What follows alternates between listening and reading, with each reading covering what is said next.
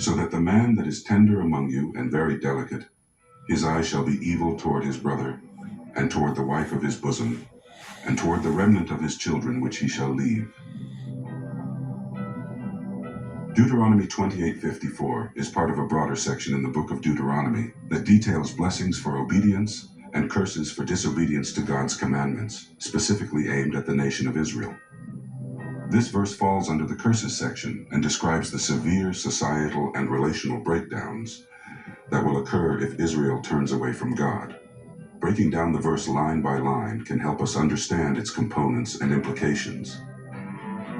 The man that is tender among you and very delicate, his eye shall be evil toward his brother.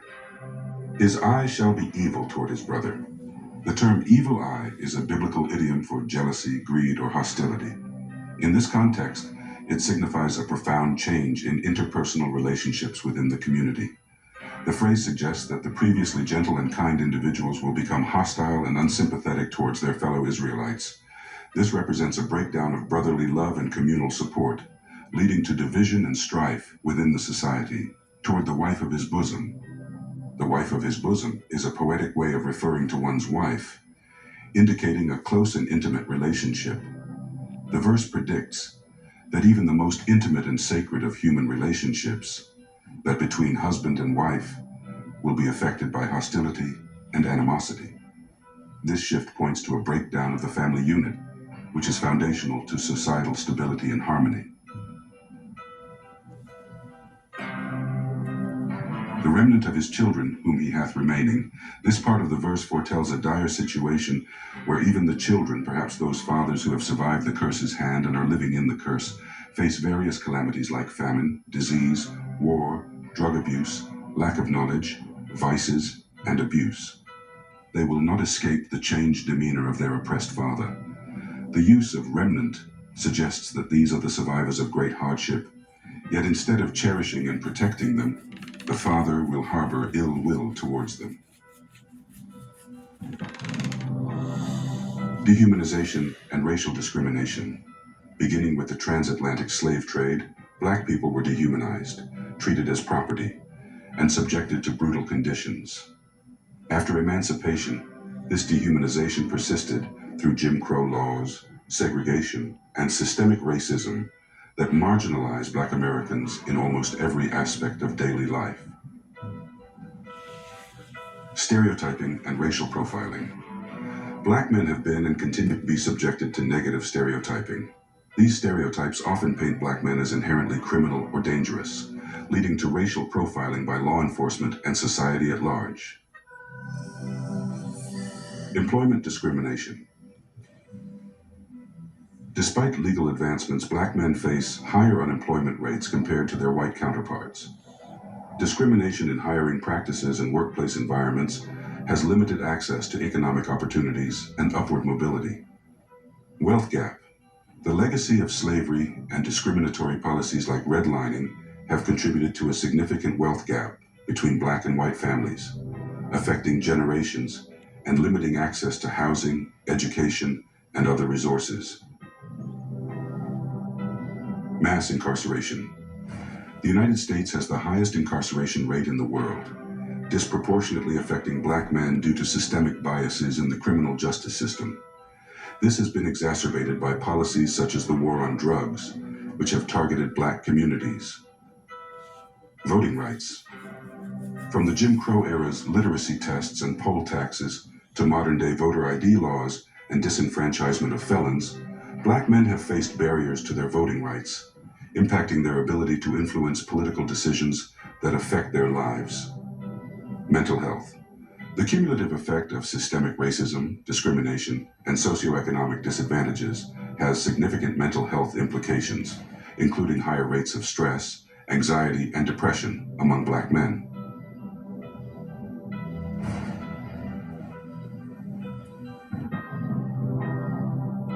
Physical health disparities. Black men experience disparities in health outcomes, including higher rates of hypertension, heart disease, and diabetes. These disparities are compounded by access issues to quality health care and underlying biases within the healthcare system. Family separation. Slavery involved the forcible separation of families. Modern systemic issues, such as mass incarceration, continue to disrupt Black family structures.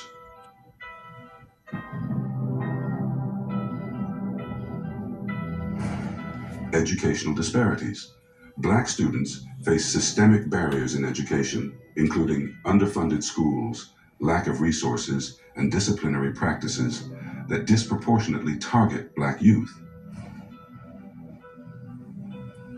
In summary, Deuteronomy 28:54 warns of a complete erosion of social and familial bonds as a consequence of disobedience to God. It illustrates how the curses will lead to a societal collapse where even the most gentle and loving individuals turn against their family and community members. This transformation serves as a stark warning of the potential consequences of turning away from the covenant with God, emphasizing the importance of obedience and faithfulness to maintain societal and familial harmony. The sworn oppressor of the Israelites is a hidden mystery for most, and for some, very difficult to comprehend or believe. We will go in depth on the identity of Edom in a later class, but for now, let it be understood that Edom is the enemy of God. For Esau is the end of the world, and Jacob is the beginning of it that followeth. 2 Esdras 6:9. See that no one is sexually immoral, or is godless like Esau, who for a single meal sold his inheritance rights as the oldest son. As it is written, Jacob have I loved, but Esau have I hated. The oppressor is violent. Black children are not born violent. They are trained to be violent because they experience trauma and grow up with it, leading them to act out in violence. The impact of oppression from childhood to adulthood on the development of a criminal mindset is a complex issue that intertwines with historical and social factors.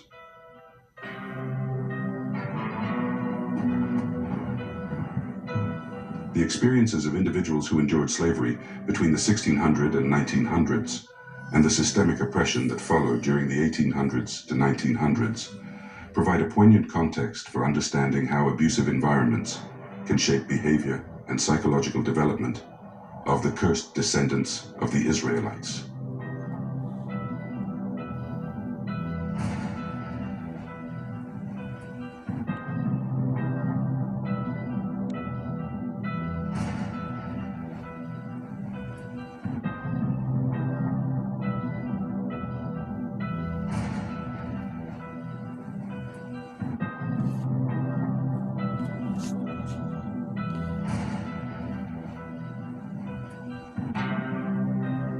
During the period of slavery, when the cursed Israelite children born into bondage witnessed and experienced unimaginable cruelties, they were often separated from their families, subjected to physical and psychological abuse, and denied any form of education or personal freedom.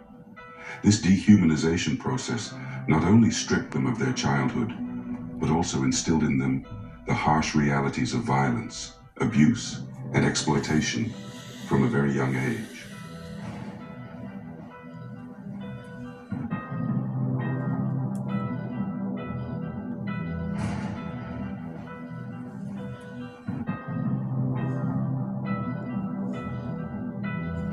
Modern slavery generates wealth from the bodies of Israelites. The child grows in a broken home, while wealthy Edomites profit from the oppression. The enemy of God is diabolical. The wealth gained from the enslavement of the Israelites has built a world full of resources for a nation. A malicious people born to oppress the Israelites. Just like in the movie The Matrix, the cursed Israelites are living in a real simulation of a prison planet that prevents them from succeeding as a group. Black codes and Jim Crow laws. These laws, enacted in the late 19th and early 20th centuries, were designed to restrict the freedoms of African Americans and ensure their availability as a cheap labor force. They perpetuated an environment of fear and submission. Lynching and racial violence. Acts of violence, including lynching, were used as tools of terror to enforce racial subordination and discourage any form of resistance or aspiration for equality. Economic exploitation. Sharecropping and slavery systems bound many descendants of the Israelites in America to a cycle of debt and poverty, limiting their opportunities for education and advancement. The legacy of these historical oppressions has lasting impacts on communities. The systemic inequalities rooted in these periods have contributed to ongoing disparities in education. Modern slavery generates wealth from the bodies of Israelites. The child grows in a broken home, while wealthy Edomites profit from the oppression. The enemy of God is diabolical, living a life under a wicked oppressor. The systemic inequalities rooted in these periods have contributed to ongoing disparities in education, employment, housing, and the criminal justice system. Research in psychology and sociology suggests that environments marked by violence, poverty, and lack of opportunity can contribute to the development of antisocial behavior and criminality.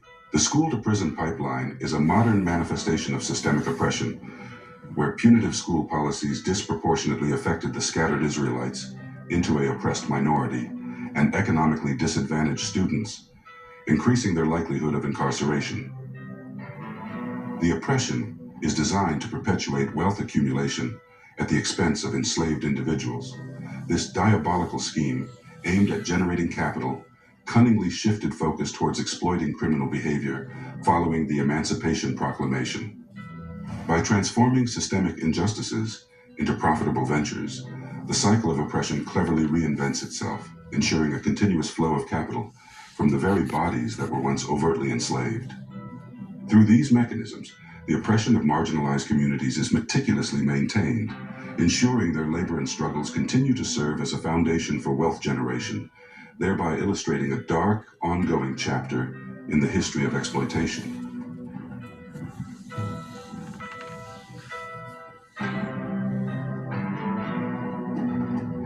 The commandment, "You shall not murder," is a cornerstone of biblical law, prohibiting the unjust taking of life.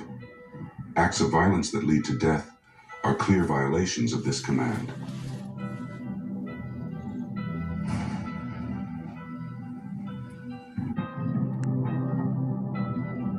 Slavery involves the theft of a person's freedom and autonomy, a clear violation of the commandment against stealing.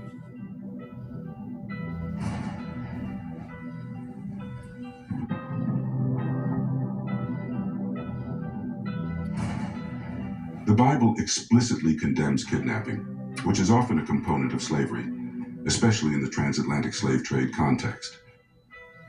The Bible repeatedly calls for the protection of the weak, the poor, and the stranger, condemning their oppression.